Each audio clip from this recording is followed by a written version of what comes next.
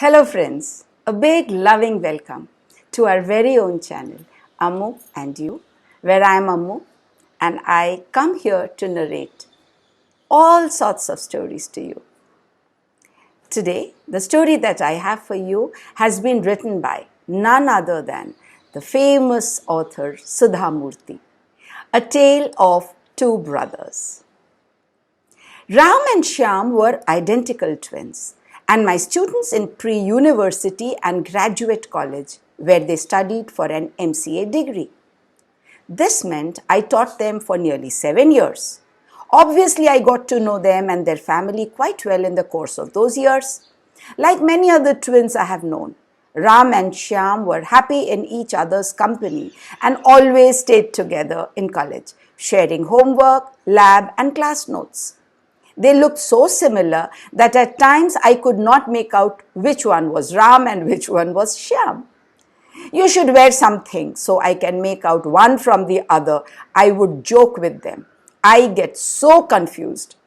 What will happen after the two of you get married? Perhaps you should marry identical twins too. Then there will be great fun and confusion all around, I would say. After they completed their MCA degree, they joined a software company. Their father was an industrialist and their mother was principal of a school. They were therefore from an affluent family and owned a large house and a farmhouse. One day, the two young men came to invite me to their wedding. Funnily, they were indeed getting married to two sisters who were also twins. It seems like your life story will be like a film script. Ram or Shyam? I joked again. How did you find the twin girls? What are their names? Madam, when we decided to get married, we deliberately looked around for twins, as we felt only another pair of twins would be able to understand us and our friendship completely. Their names are Smita and Savita. You must come to our wedding. After all, this was first your idea. I did attend the wedding and blessed the two couples wholeheartedly.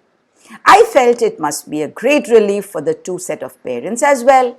The two brothers marrying two sisters meant there was not going to be any rivalry between the two couples. Many months later, out of the blue, Ram and Shyam's mother called me one day. She sounded tired. Madam, can you come and talk to the children, please? She asked wearily. I could sense there was some problem, and that weekend itself I went to their house to find out what was the matter. For a while I was unable to recognize the house, though I was standing right in front of it.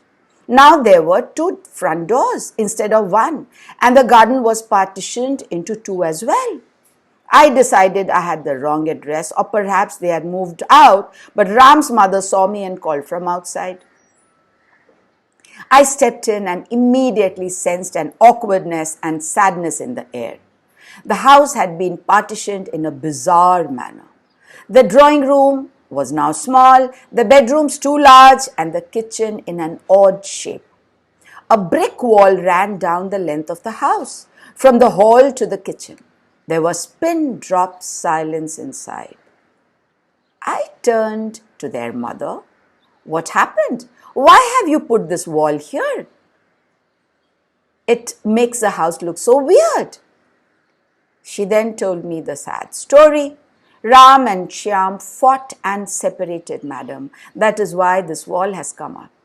Why are you looking so surprised? People change when they grow up, don't they? They lose the innocence we saw in them when they were young boys.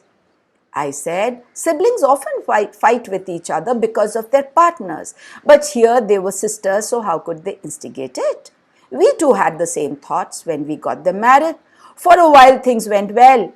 After my husband retired, we decided to divide the property equally between the two brothers. That's when the trouble started. They both wanted the same house, the same farmhouse. How could we solve such a problem? They were adamant, and we ended up building this wall to separate the two households. I was really surprised. That old saying is so true. Money is one thing which rarely unites and mostly divides people. The quarrel was due to property. Their mother wanted me to speak to them and advise them as their teacher. But I knew then that in money matters there was little the words of their college teacher would change, much as they respected me. I tried anyway, I said. From the time you were conceived, you have shared the same space, children.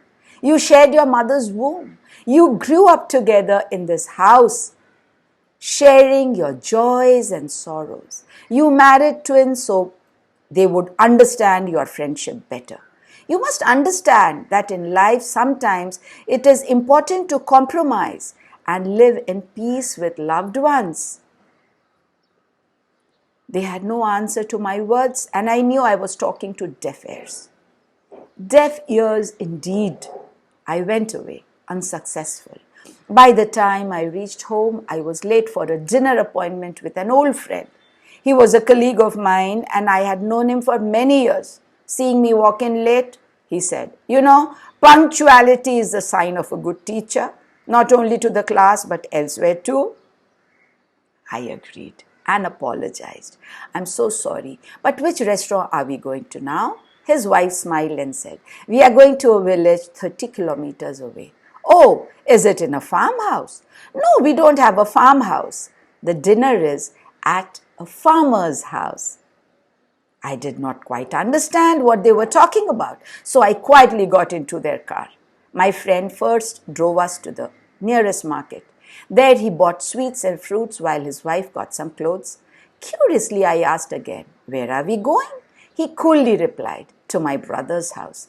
He has been asking us to visit him for a long time. I'm sure you will like it there." As far as I knew, he did not have any brother or sister. He was the only child of his parents. Now, where did this brother come up from? Where has this brother turned up from?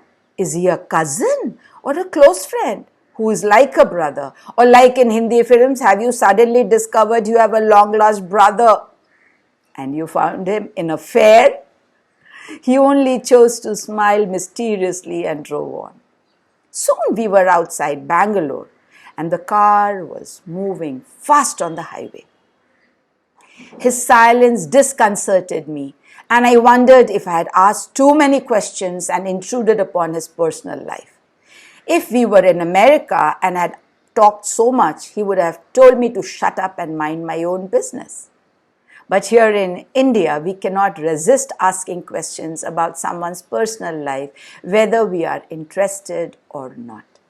Suddenly, my friend started talking. 55 years ago, I was born in the village we are going to visit. I lost my mother when I was only 10 days old. My father had loved her immensely and was broken-hearted, but he also had to look after me. I was allergic to cow's milk, and with my mother dead, I could not drink any milk. I would cry piteously the whole day in hunger. As you know, those days there was no infant formula or powdered milk. I started getting weaker and weaker, and hopes for my survival started dwindling. My father was getting worried by the day, but he did not know what to do. Help came to him in the form of Sitakka.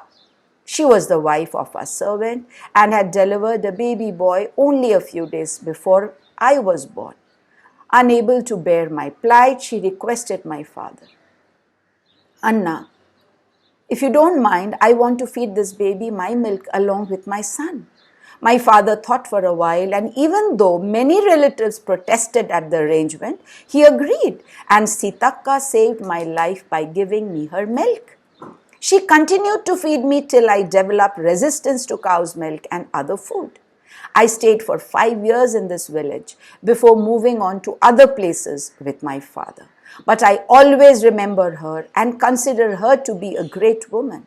In fact, I look upon her son, Hanuma, as my own brother. I gave him a part of my share of the property, even though my relatives opposed the idea as usual. For them, Sitakka was just a servant. But for me, she was a large-hearted, simple woman whose love knew no bounds. And that she poured on to me just like she did on her own son. I'm busy in Bangalore now, but I make it a point to visit her son, my brother, at least once a year. After all, Sitaka poured her love on us in equal measure without expecting anything in return. We shared the love of the same mother, and that makes us brothers. By the time his story ended, we had reached the village, and my friend pointed out Hanuma waiting at the street corner to escort us to his house. And through dinner, watching the love between them, I was remembering the wall between Rama and Shyam's families and wondering at the quirks of destiny, which turned brothers into strangers and the sons of masters and servants into brothers. What a beautiful story.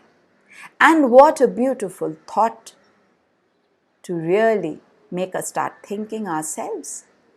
What makes us one? What makes us accept each other as our own? It's our own thought generated from our own hearts. Blood, they say, is thicker than water. But if it does not come out from the heart in terms of feel and thoughts, it's just a saying on paper. I trust you like this story, so please like, share and subscribe. You may press the bell icon too to be updated on the channel for all the new videos I upload. Thank you so much for listening to this story. Thank you so very much for all your lovely comments that I keep getting. They really, really connect me to you. Thank you again. Stay happy, stay connected with your loved ones, and wait for me when I come soon again with another story to narrate to you. Till then, bye-bye.